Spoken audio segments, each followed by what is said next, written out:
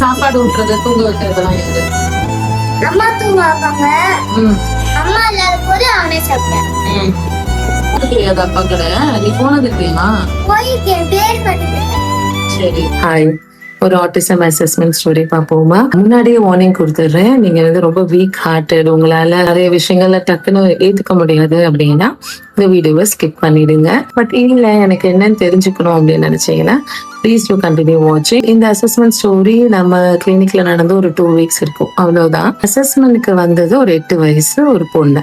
ஆனா அசஸ்மெண்ட் அவளுக்காக கிடையாது, அவளோட தம்பிக்காக. யூஸ்வலாவே நம்ம கிளினிக்ல அசஸ்மெண்ட் வந்து ஒரு 10:30 அந்த டைம்ல தான் மார்னிங்ல நடக்கும். ஸோ நான் அவகிட்ட கேட்டேன், நீ ஸ்கூலுக்கு போலியா, ஸ்கூலுக்கு போகாம லீவ் போட்டு வந்துட்டேன் அப்படின்ற மாதிரி கேட்டப்பதான் புரிஞ்சுது. அவங்க வீட்டுல பேசக்கூடிய ஒரே ஒரு ஆள் அந்த குழந்தை மட்டும்தான். வீட்டுல 4 பேர் தான் இருக்காங்க, அப்பா, அம்மா, இந்த பொண்ணு, ஒரு தம்பி.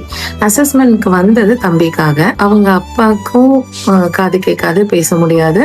அம்மாக்கும் காது கேட்காது, பேச முடியாது. தம்பிக்கு சிவியர் ஆட்டிசம். பட் அவனுக்கு காது கேட்குது, அவன் பேசவும் ட்ரை பண்றான்.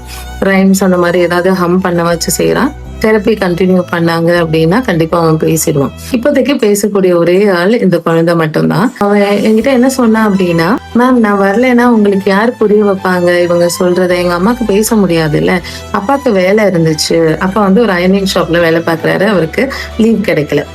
அப்பாவுக்கு வேலை இருந்துச்சு, அப்பா வந்தாலும் நான் தான் வந்தாகணும், நான் தான் பேசி ஆகணும். அம்மாவால பேச முடியாது, நான் தானே உங்களுக்கு பேசணும், உங்களுக்கு ஹெல்ப் பண்ணதான் நான் வந்திருக்கேன் அப்படின்னு துருத்துருன்னு பேசினா. அந்த 8 வயசுல அந்த குழந்தைக்கு எவ்வளவு பொறுப்பா இருக்கா அப்படிங்கிற மாதிரி தோணுச்சு.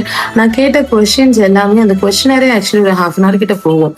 நான் கேட்ட கொஸ்டின்ஸ் எல்லாத்தையுமே அவளுக்கு எவ்வளவு தூரம் புரிஞ்சுதோ அதை வச்சு அவங்க அம்மாவுக்கு வந்து அவ டிரான்ஸ்லேட் பண்ணா. அவங்க அம்மா அதுக்கு ஆன்சர் பண்ணாங்க. இவன் எனக்கு அதை சொன்னா.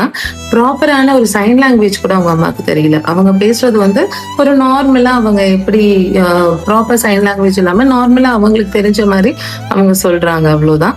அது அந்த பொண்ணுக்கு மட்டும்தான் புரியுது. அதுக்கப்புறம் எனக்கு சொல்ல வேண்டியதெல்லாம் அந்த பொண்ணுகிட்ட சொல்லி அந்த பொண்ணு அவங்க அம்மாவுக்கு எக்ஸ்பிளைன் பண்ணி, சில விஷயம்லாம் அந்த பொண்ணுக்கு எப்படி இருக்கும்னு கூட தெரியல. ஃபார் எக்ஸாம்பிள், நான் டயட்ரி கண்ட்ரோல்ல அந்த குழந்தைக்கு வந்து குளூட்டன் ஃபுட் கொடுக்க கூடாது அப்படின்னு நான் எக்ஸ்பிளைன் பண்ணும்போது அவளுக்கு அது எப்படி இருக்கும்னு தெரியல. அதை வந்து அவங்க அம்மாக்கு எக்ஸ்பிளைன் பண்ண, அதுக்கப்புறம் நாங்க போட்டோஸ் காமிச்சு, பிக்சர்ஸ் காமிச்சு, அந்த மாதிரி எல்லாம் தான் எக்ஸ்பிளைன் பண்ணுவோம். கொஞ்சம் டஃபா தான் இருந்தது. பட் கிளினிக்ல இருந்த ஸ்டாஃப்ஸும் சரி, அந்த நேரம் இருந்த பேரண்ட்ஸும் சரி, எல்லாருக்கும் அந்நேரம் புரிஞ்ச ஒரு விஷயம் என்ன தெரியுமா?